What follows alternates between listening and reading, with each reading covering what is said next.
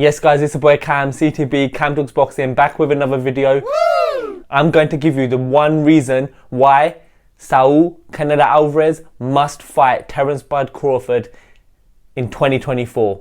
The fight has to happen. Find out why.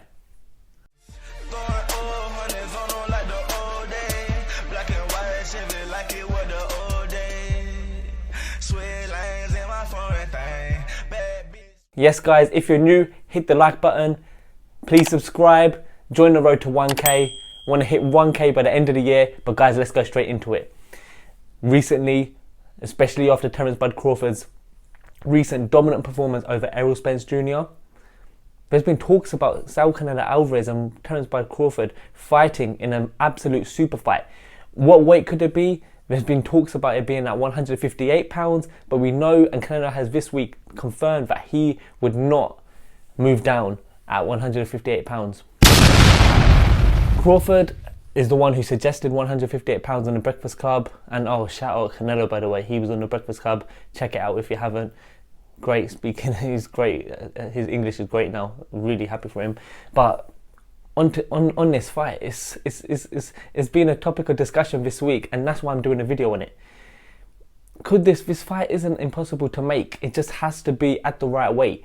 I personally think that Canelo can move down to say 165, 164, and Crawford could certainly potentially move up to that weight, especially if he moves up to 154 early next year when it's another 10 pounds. There's still a lot, but it's a super fight, guys. Even if it's 162 pounds. But guys, you saw it in the thumbnail. The one reason why this fight must happen.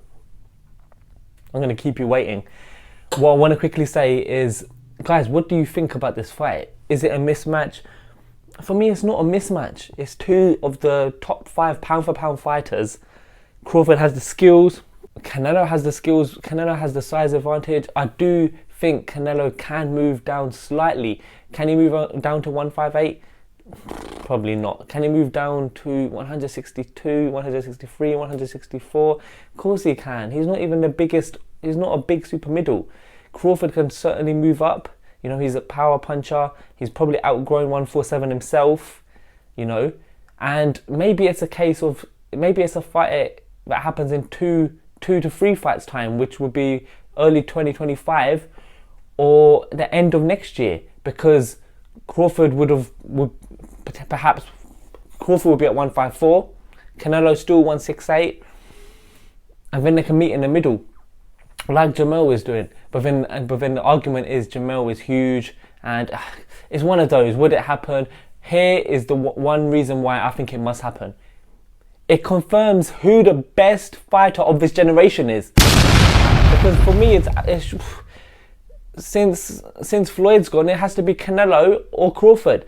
And the reason why it could be Crawford as well is because a lot of people have had him pound for pound for years, but he just hasn't had the big fights and super fights. And if he can, you know, get a few more fights, if he can beat Jamel Charlo, I'm talking about Crawford, by the way, if he can become a 4-weight world champion, win at 144, if he can beat Jamel Charlo, if he can, you know, if he could beat Canelo, have a fight with Canelo, if he could, you know, beat Errol Spence again in a rematch, you could argue that Crawford's been one of the most dominant and best fighters of his generation. But then Canelo's Canelo. Look what he's been doing for years. Look at his resume.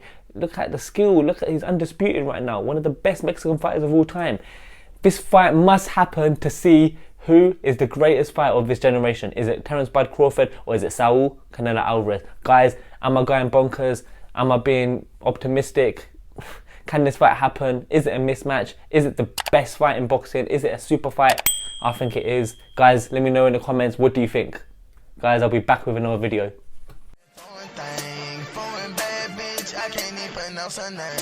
Talking numbers